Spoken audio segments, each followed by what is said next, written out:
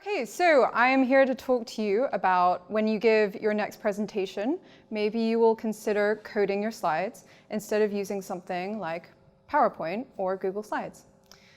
So probably the first thing you're thinking is that regular slide editors are more powerful and a lot more simple. I'm not saying that you have to code up a whole website from scratch. Like, as with everything in JavaScript, there are libraries that will help you do all the heavy lifting. And some of the features that you think you might miss, like speaker notes or presenter mode when you can see the next slide, or exporting to PDF, these are all things that a lot of presentation libraries will do for you. So for example, this was my view for the last slide. So I'm going to give you a very quick tour of 5 reasons why you should code your slides. So number 1, this one's pretty important to me, is version control. So Git is pretty great when it behaves. And the reason that we use it for all of our code is the same reason why it's pretty great for presentations as well. You don't have to deal with saving different file names with like final, really final. And you can jump back in time and like undo any mistakes without like having to undo. You can use the same tools that you use every day. So I'm a web developer. I use React every day. It makes sense that I could use the same tools to do a presentation, which is not exactly something I do every day, but it makes it a lot easier for me if I can use my same text editor and React. This one is a pretty big one. You can easily host the slides. So later I'll tweet out a link to these slides. I don't have to share a Google slide with you and like give you all permission individually or like email around an attachment. It's just there on the internet and anyone can access it.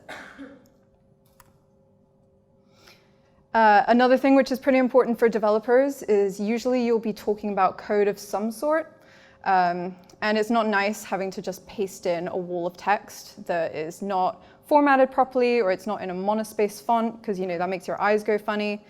So a lot of frameworks do this. And that looks pretty small, but you get the gist, right? Basically, I'm going to highlight this little thing here, which I would have gone into a bit of a recursion problem if I'd actually showed you the code that was on this slide. But all I had to do was pass in a string, which is the code that I want to show on the slide. And it appears with nice syntax highlighting. And I can highlight text in the pane, which I wouldn't be able to do if it was a screenshot. And my final point is more of a perk than a real reason. But that doesn't make it any less valid. Bragging rights. It's pretty powerful being a developer, and it's quite nice when you're talking to maybe someone who's a bit less technical and be like, hey, I coded these slides. I did ask a friend who also codes their slides, and they will remain anonymous. I asked them why they choose to code their slides, and they said that it gives them a smug sense of superiority. So if that sounds like your jam, and you're probably asking, what are my options for all those libraries that do the heavy lifting that I promised you earlier? Well, there are a lot of them out there, so I'm going to give you 3 of my preferred options. The first is REVEAL.JS. Yeah, the people who raised their hands earlier to say that they did code their slides, I saw that a lot of them were using this. This one's super simple. It's HTML-based, which means that it's really easy to host because you might not need a build step, but you can also do more complex things. So Richard had all of his fancy D3 animations in the background, and he was using REVEAL.JS. I did confirm with him in the break. As the name suggests, this one might be a little bit more impressive. It's a bit difficult to describe, but it's basically one massive sheet with all of your slides on, and the window kind of zooms to each different part. And you can add in all these like really fancy CSS transitions, so it can like flip or turn, or I don't know, any synonyms of that.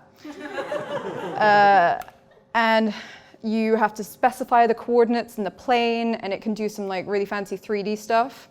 And in case I haven't explained that very well, this is maybe what your slides would look like in an overview. So you would go like 1, 2, 3, and then maybe you would go to this one and it would flip it. If you go to their website, they've got a much better demonstration than I can mime for you. And the final one is spectacle.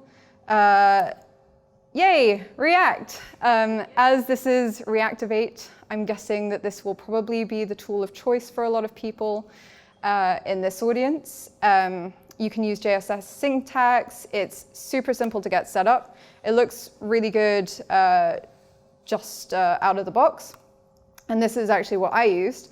So I made a point of not using any CSS on this. All I had to do was set the theme colors. So I gave it like 4 colors to tell it what to look like. And this is what came out. And I was pretty happy with it. And also, I don't know if you've noticed this little guy. Yeah, that's pretty neat. So well done. So hopefully I've given you a few points to consider. And maybe you'll go and ditch PowerPoint.